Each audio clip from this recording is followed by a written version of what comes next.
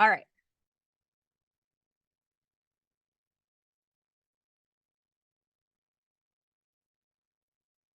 Oh, I gotta share my, go back because you can't see that.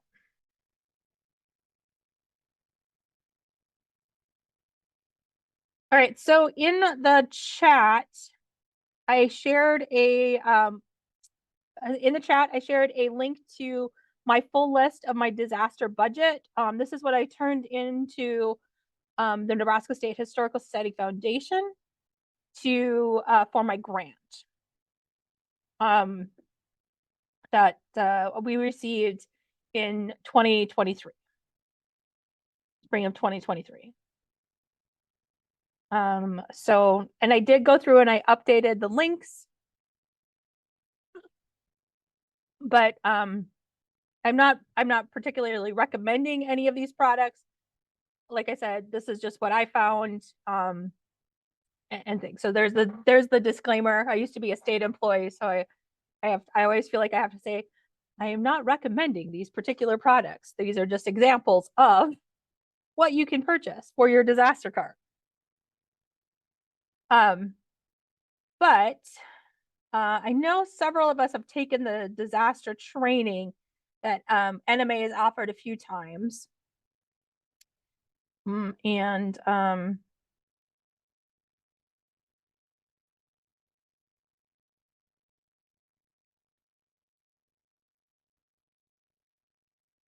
right, there we go. There's my slides.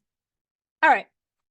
So I thought it'd be a good idea. A lot of times we just talk about disaster training and like what happens after the disaster. But like I thought maybe it would be a great idea to talk about how to prepare for the disaster.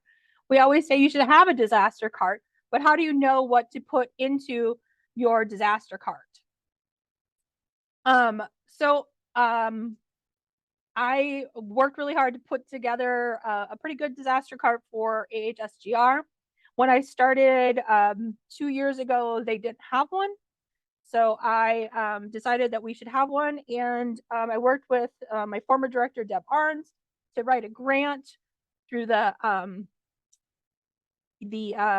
Nebraska State Historical Society Foundation statewide grant program to get my cart funded.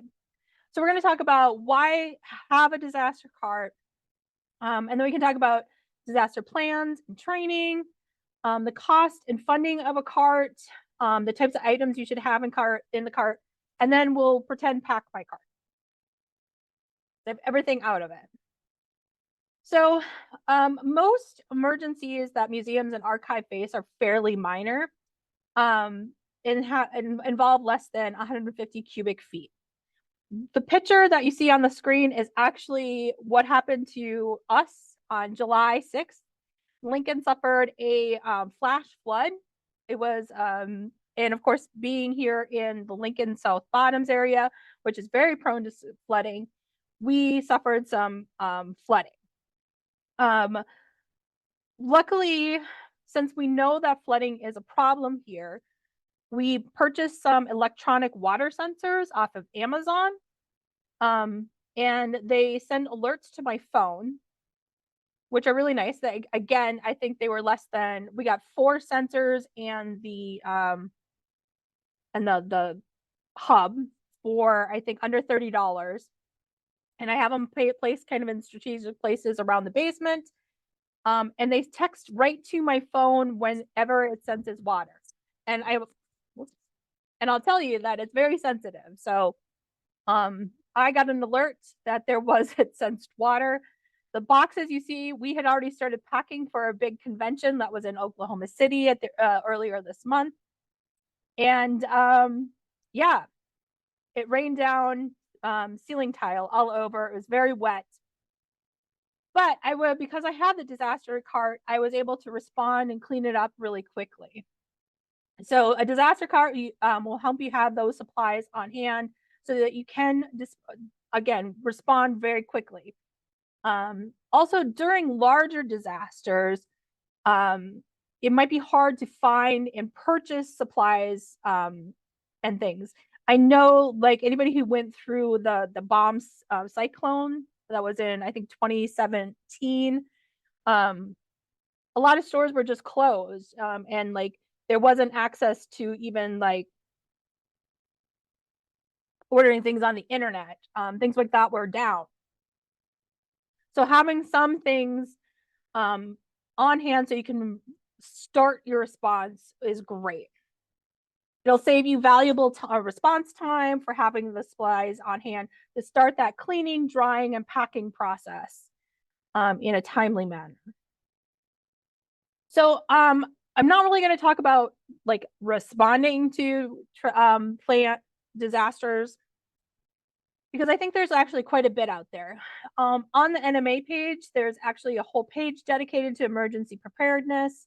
There's examples and templates for emergency plans. There's a link to the COSA pocket response plan. And then there's also links to other disaster resources right there on the NMA page. If you look for it, you'll find like lots of online training. The Smithsonian has a really great YouTube channel that has several free response, or how to clean and how to respond to disasters right there. The Northeast Document Center has similar tools as well.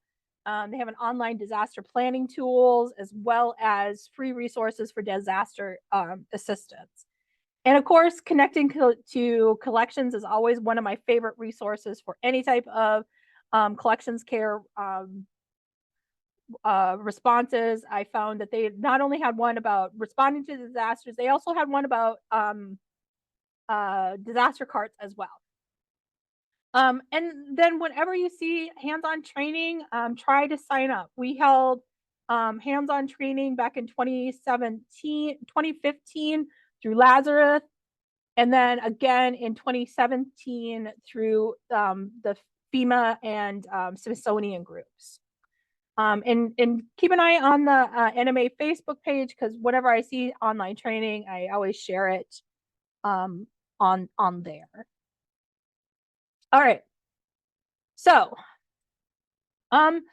you can create your disaster cart to be whatever budget. It can be as budget friendly as you need it to be. It can be everything from a few $100s to a few $1,000s. My budget was about $2,500, but I think I ended up spending only about again, I asked for $2,500 and I got 1,350. Yeah, 1,300. No, I'm sorry. I requested $2,255 and received $1,250. So there was some stuff that the Historical Society bought, and then some stuff that we bought with the grant funding. So select the items that you're most likely to use. Again, the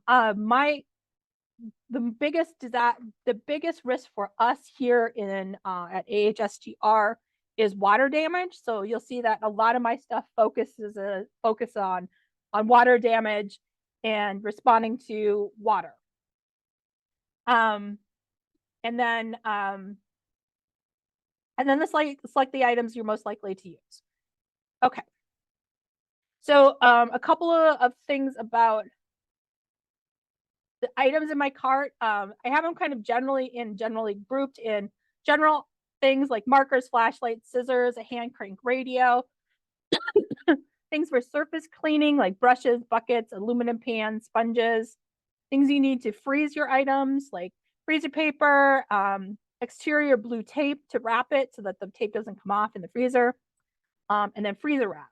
Things for drying like window screens that you can lay things out on, ropes, towels, clothespins, handling and packing, blank newspaper, collapsible crates, bags, and then also things for safety. So again, you need to protect yourself just as much as you're protecting your artifacts. The masks, safety goggles, caution tapes, and gloves, of course. I have both work gloves in there as well as nitrile gloves. So you might be wondering where I got all the lists for my disaster cart. This is the list for my disaster cart if you haven't already started looking at it online. It's very long, but a lot of these things are just small things like pencils, Sharpies, paper towels, things like that. But and then again, I've already posted the budget online to the monthly musings page. But if you have any questions, you guys know how to contact me. There's my email and my phone number. All right. So a couple of things, I created my cart using a couple of different lists. One of my favorite lists was the Smithsonian's list that they handed out during their training. It gave some really good practical things. And their idea was that these are things that you should be able just to go to your local hardware store or Home Depot, Menards, somewhere, and pick up things off this list. I also looked at the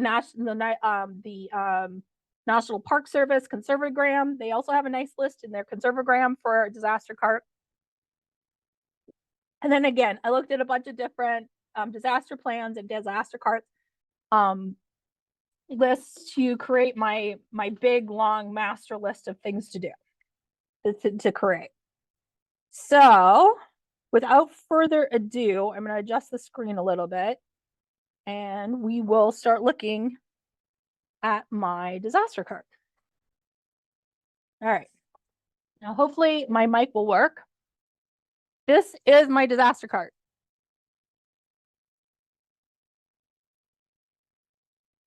If you can see it. So a couple of big ticket items that I purchased with the grant are, we bought a HEPA vac. AHSGR did not have a HEPA vac. So we purchased one of those. This one ran about $600. So that was a big chunk out of my budget for that. I bought a couple of fans. This one we purchased ourselves, but I also purchased a smaller floor fan with that. Another important item, which I've used several times now that we've had leaking in the basement, is my wet dry vac.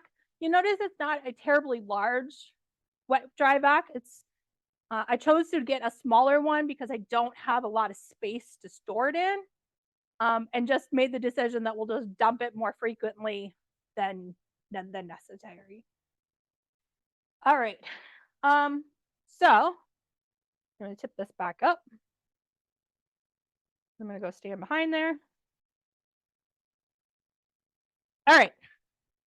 And of course, I have a copy of the disaster plan for in there, which we try to update at least once a year.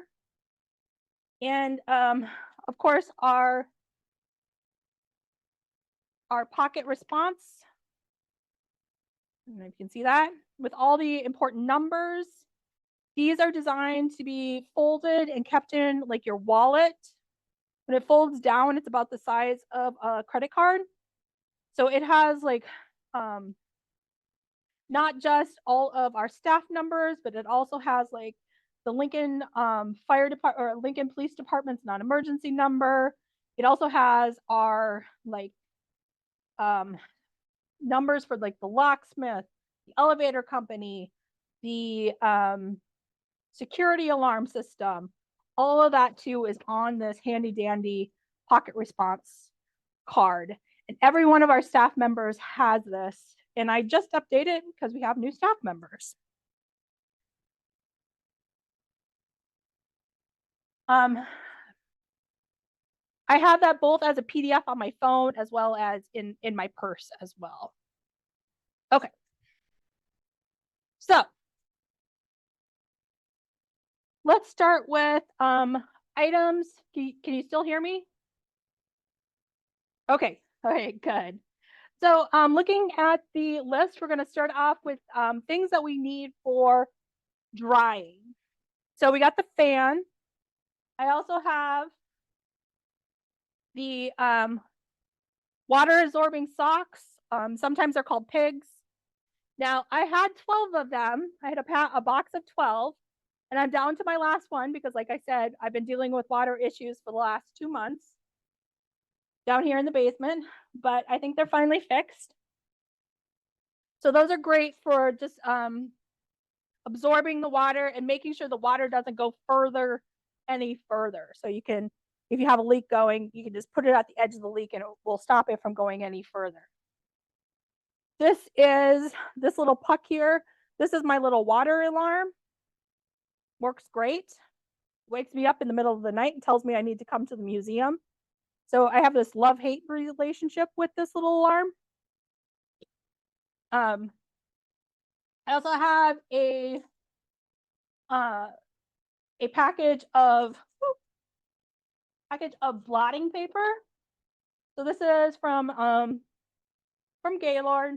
So this is blotting paper, archival blotting paper, so that I can use it to dry things off. My newspaper print here for wrapping things. And then I have things like this large binder clips so that I can, like, if I need to string things up, say, like, I don't know if it's photographs or textiles, or what if I need to hang things to dry, I've got some cotton clothesline. And then I have things like binder clips, hold those up. I've got both metal. These are nice because they kind of have silicone tips on them. So these are metal clothespins. Old-fashioned wooden clothespins.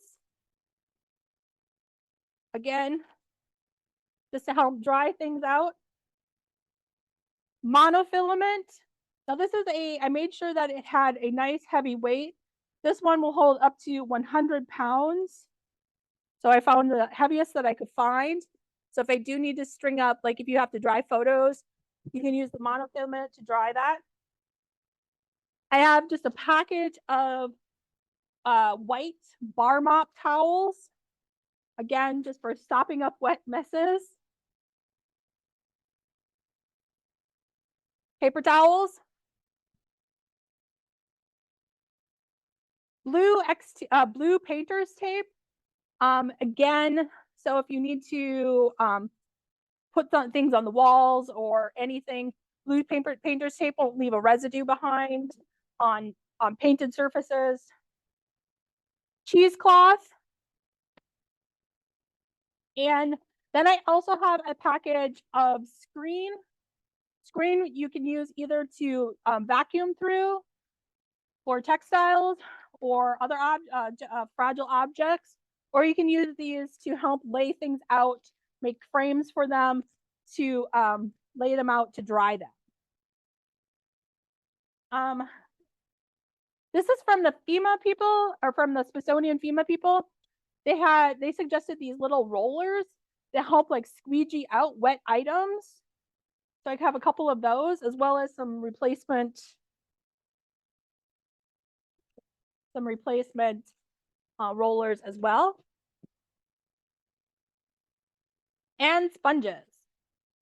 I've got large sponges and I've got small sponges. Again, they're kind of nice because they're compact and will grow when I get them wet. Okay, so that's everything I need for drying. Next is freezing. And sometimes you'll want to freeze things so that you can deal with them later. So if they're very, very wet, like books, you would wrap them in freezer paper and freeze them so that you can dry them at a later time. So I've got just regular freezer paper. It is literally, the brand name is called Meat Hugger. Ordered this right off of Amazon. It's a nice big roll of freezer paper. That goes right in my there. Reynolds wrap, freeze and seal. Goes right in there. And then I found that using like all weather tape to wrap those up works best, because sometimes when you freeze tape, the tape will release, but if you use all weather tape, that works well. Who doesn't love Gorilla Tape, right? Very sticky. There is a freezer tape that you can use in the meat wrapping. Yeah, there is. You can use that as well. So okay. I chose to have Gorilla Tape in there because it would it has dual purposes. It works as you know, as regular like duct tape as well. Okay, and then just some general stuff. I have a box of electrical cords, as well as a roll of gaffer tape. So if we need to roll stick the tape down, I have that.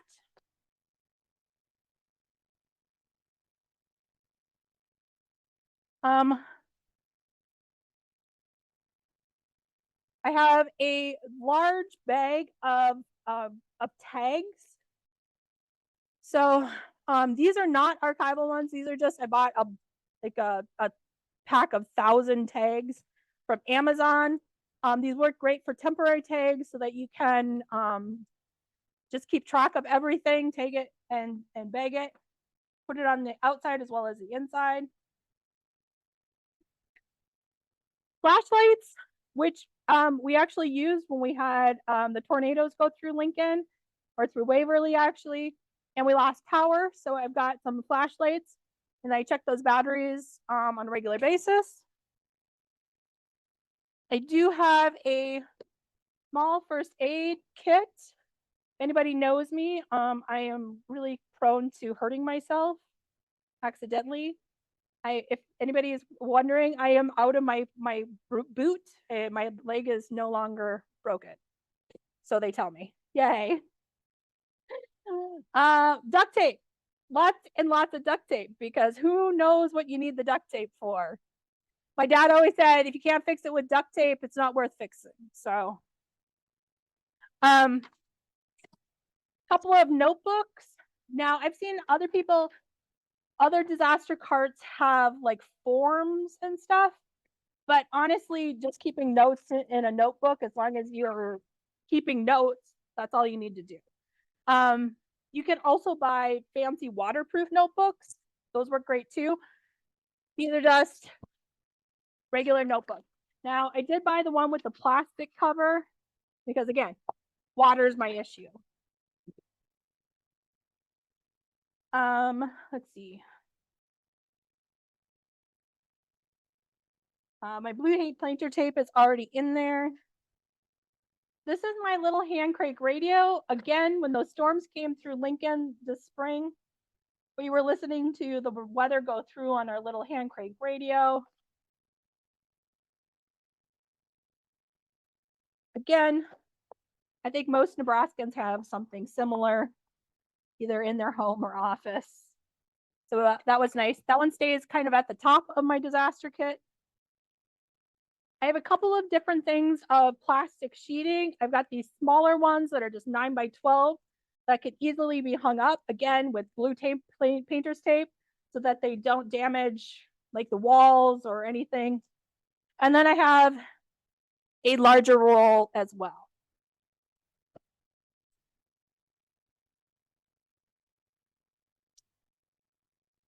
This is my bag. Again, these bags work great for organizing things. I got Pigma pens.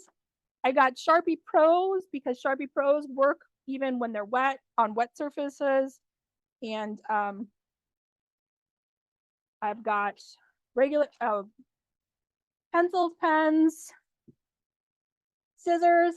Again, remember, you're not allowed to raid your disaster cart for things like scissors. No raiding. I've got a pencil sharpener in there. Everything you need to mark your stuff down. Could I find these in the office? Probably, but they're handy as having them in the disaster cart where I can easily reach them is nice. I also have a variety of Post-it notes, so that's nice and handy. Clipboards.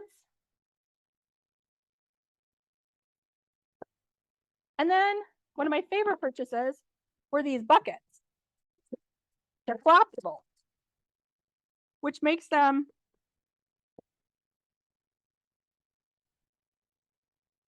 super easy to store and pack in the disaster cart. Again, I'm not running around looking for items or who has my bucket, who stole the bucket. All right, so packing and handling. I already showed you the disaster or the newspaper print, great for packing. I've got a couple boxes of Ziploc bags in there. Again, great for organizing your stuff, but as well, you can also use these for keeping small items together when dealing with a disaster.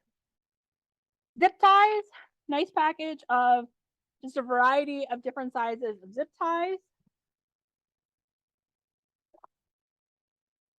These are 4 collapsible milk crates, which work great because you can use them for transporting wet items or fragile items, or just kind of packing and organizing things.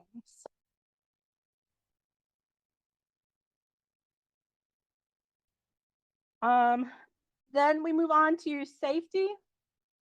Nitrile gloves, work gloves. Here's some aprons. These are just like restaurant style aprons that are waterproof. Caution tape. This is a box of safety glasses. And then I have a package of masks as well. Again, protect yourself before the artifacts. And then finally, we're gonna, for surface cleaning, I thought this was really smart. This is again from that Smithsonian list, is these foam makeup sponges for doing surface cleaning. Q-tips, because we always use Q-tips for cleaning artifacts. These are the smoke soot erasers. So if you have a fire, these work great for absorbing any of the soot. This is a water bottle to help like clean and spray your items.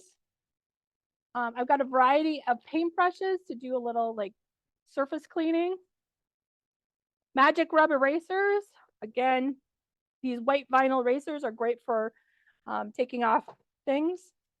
I have both microfiber, regular microfiber cloths, as well as ones that are specifically for glass. These are a little bit like finer microfiber, so they work really well. And then I have a set of 4 aluminum pans. These would be used for like cleaning items when they get dirty. And that is my entire disaster cart. Now, once I put it in there all nice and neatly, it really does fit. I chose to use this DeWalt trunk rather than like a regular cart, partly because it seals up nicely. I can stand it on its end so it takes up less room. It has wheels and a handle, so it moves around really well. We have not just the main building here, but we have several outbuildings as well. So this cart works really well to take it. It's all sealed up, and I don't have to worry about things falling off an open cart to transport it out to one of our outbuildings, like the church or the blacksmith shop or the general store. It's a little heavy, but I can move it myself. All right, that is everything that I have put in my cart.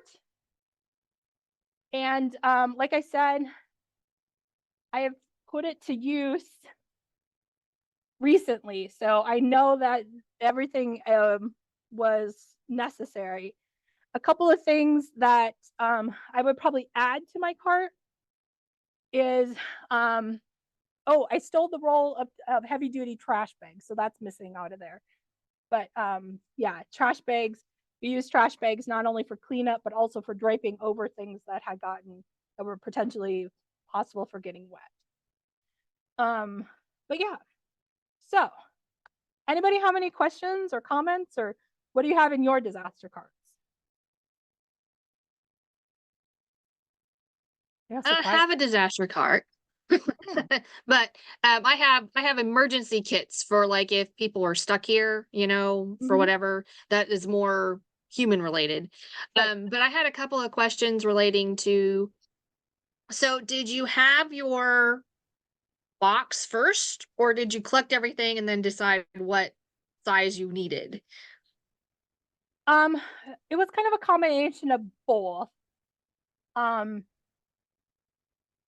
I tried to find the I tried to find a box that was fairly large because I knew that I wanted, because my experience, we had like regular carts at the State Historical Society, just large utility carts, and it was one, too easy to steal stuff off of it. And the other one was when you tried to respond to a respond to a disaster, things would fall off of it. So I did kind of buy the things, kind of look at how big it needs to be, but I did know I wanted to do a kind of tub like this. Um, and then I found one that would fit my need. This is, I forget what it is, but it's like a 66 gallon, and it is what like construction people take their tools to sites in. So you can put locks on it. You can also strap things to the top of it. So it has like these aluminum handles up here, so you can ratchet things to the top of it as well. Now, like I said, my disaster cart is probably, again, I got a grant, so I got to go crazy, not crazy, but I got to like, it's a premium disaster cart because it's a grant funded disaster cart, right? So I'm really thankful for the funding from the Nebraska State Historical Society Foundation, because I was able to respond to the water coming out of my ceiling really quickly and efficiently. So yeah, in the middle of the Okay, night. and I have my other question is about your water sensors. So Yes. are they, do you have to like reset them, or once they hit water, do you have No. to replace them, or what do you have to No. do? No, they're battery operated, and I think I just recharge them.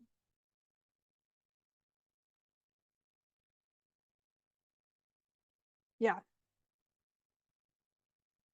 They have like a little USB charging port here on the top. And then you just set it down here and it talks to the hub.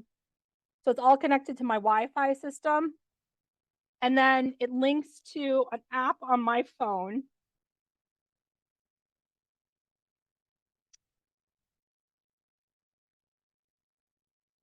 I don't know if you can see. Okay, well, you can't really see it, but it shows you sort of um the 4 sensors in the hub on there. And then it'll show you the history of when the sensor went off. So this is the history for the area that's behind me that we've been having link problems with. So it tells me that the water started when it started leaking, and then I have it set to go off every 5 minutes. But I can set those intervals whenever I want. So it's kind of nice. Yeah. I can send you the link of the one that I purchased. But again, they were kind of nice. I just found them on Amazon. Thanks. Our water sensor actually has a little probe, Oh. like a plug-in type thing, but it's not a plug-in, but it's like two little metal wires that go set where you're on the floor or whatever. We have Nice. it by our floor drain. And if there's any water that contacts those two little metal wires, goes off like crazy. Yeah, I think that's what these little dots on the pieces on- bottom here are. Okay. Yeah. Just sensor and whatever contacts it. Yep. It was really easy to set up, and like I said, it's been really nice because I've been able to, well, I don't know about nice because I've been called out at like 6 a.m. and 8 o'clock at night, but you know, that's what we do, right? We deal with, that's why we're salaried and not by hour. Anyway. Any other questions? Yeah, so total cost altogether, did you say it was about like 12 to 1300 altogether to do that? So, between what they paid and what we've added to it, it's probably closer to about, they gave us $12.50, and I probably put in another like 500 of stuff that well, probably not even how 500, maybe about 300 of stuff but some of it is just like office supplies that we had on hand, like the binder clips. Sure. and things like that. So I would say maybe we spent about 1,500 in total. Okay. The reason I'm asking is because at the museum I'm at, we don't have an elevator in the building, but we have 3 floors that are accessible. And so actually 4 if we count the basement, but the basement's not finished and stuff, so it's a little less, and there's no artifacts or anything down there, so it's a little less. But I'm trying to decide, I'm like, should we get one disaster cart for each floor? Because yeah, we don't have an elevator that we could just take it up and stuff. And I'm thinking like in a disaster setting, it'd be, yeah. But and plus, yeah, just being the only person, it's like trying to get that up the stairs, I think would be tough. So I'm just trying to think, yeah, like, do you think you'd recommend, if we don't have an elevator, but we have 3 floors, do you think we should get one, maybe not as in depth, and maybe just have like at least a miniature version of what you've got like for each floor maybe? I still think that you'd be okay with just like one disaster cart, because you can still just carry the supplies that you need up, or bring the artifacts down to your cart. When I've had to respond to, like, you set up like a cleaning station to respond to the artifacts, and then that's where you clean the artifacts. So knowing that you're kind of in a historic house, you're probably got not a lot of space on each of the floors, but you might be able to sit up down in the basement. But I don't think it's a bad idea to have like certain things on each floor, like maybe some plastic sheeting and things like that. Yeah, like we have one custodial closet for each floor that's just Yeah. kind of for regular custodial stuff, so I'm trying to think if we could, yeah, just incorporate some, at least to get like the immediate, like, okay, this, just put some stuff down real quick until I can go get the supplies kind of stuff from the cart. Yeah, I know. And so you never want to use your cart, but you never hope you have to use your cart. But it was really nice that I had it when I did have to respond to. It was a pretty minor disaster. There was no artifacts in this area. Like I said, we were packing for conventions, so it was actually like bookstore and merchandise area. And it was funny because if the leak had happened even like 6 inches more to like the left a little bit, it would have like damaged quite a bit of merchandise, but it didn't. It was right next to the merchandise. So we got really, really lucky, but it was still not fun. Maybe an idea for you, April, is if you had one cart, you get, you know what I mean by a cleaning caddy? you know, it's got like a handle and there's space on both sides. You could have one of those Well, at that's a the good idea. cart and then, okay, I need paper towels this time and I need this, and then you just carry it up, you know, as a, rather than, and like you said, have something on every floor. I mean, I was thinking about having that's a maybe good one idea. something in each building, but that might be a bit much for me. So, because I've got 10 Right. buildings. Yeah. Put it in the Yeah, middle that's- floor and you only got one up or one down. There you go. Yep, that's a good idea.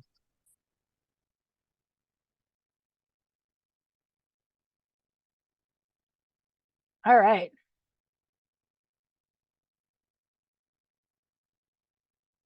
All right. Well, I'm glad that people are thinking about putting together carts or thinking about what to add to your cart, and stuff. I also hope that you're thinking about. I hope you have a disaster manual already, but I hope you're thinking about updating it as well. I found I can share my disaster manual, but honestly, I heavily recycled the Missoula, Montana disaster one because I thought it was really well done because it responds to each type of disaster and it tells you how to respond to each type of disaster. So I guess,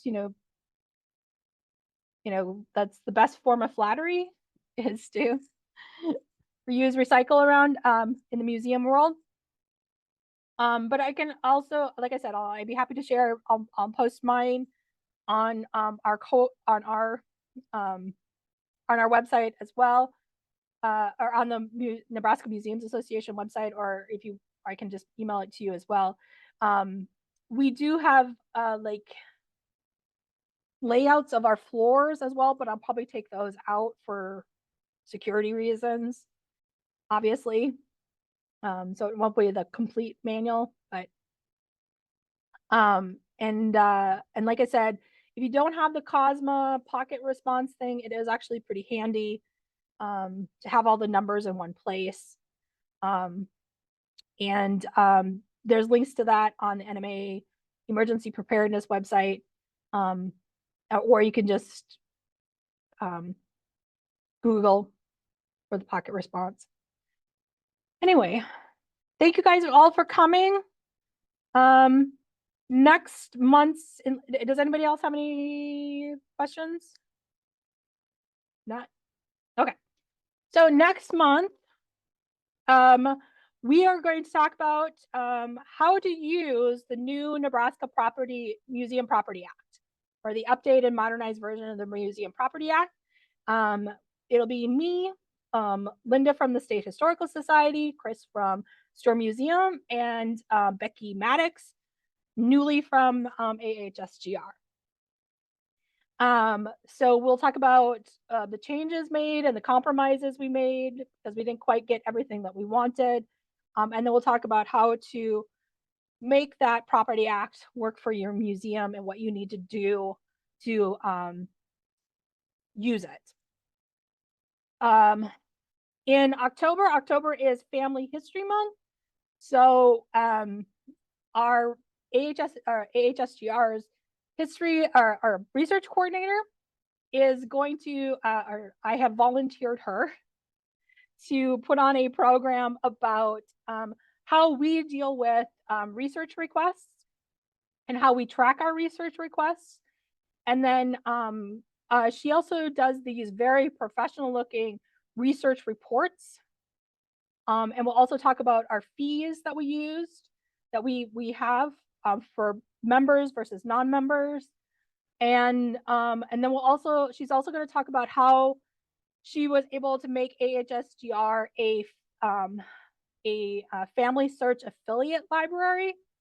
And that means that AHSGR has access to databases on family search that aren't available to, that are like not available to like the normal family search client, like the normal family search login. So we have access to more records than the average person. And you have to come here to use that computer. And then November, I'm looking for somebody to give a program. So if anybody would like to give a program in November, I would love that. December, I have the Ford Center, the Ford Conservation Center, coming to talk about how to the process to submit stuff to the Ford Center, as well as they might also cover about filling out condition reports, or how to better fill out condition reports. And then in January, I've got Jessica Noyd from Hastings talking about bugs, integrated pest management control. So we've got a pretty good schedule already for the rest of the year. But if anybody wants to, has a suggestion for November, or would like to give a program for November, let me know. All right, thank you all. And like I said, I'll add some stuff to the Nebraska Museums Association website with this, or if you like copies of anything that I've shared, just go ahead and drop me an email. All right. Thank you so Thanks, much, everybody. Karen. This was really informative. I liked being able to see everything in the cart. That was really great. Thank you so much. Thank you. Hopefully, I hope you got to see most of it. So Yeah, now for I got to sure. go put everything back in there neatly. Yeah. All right. Thanks.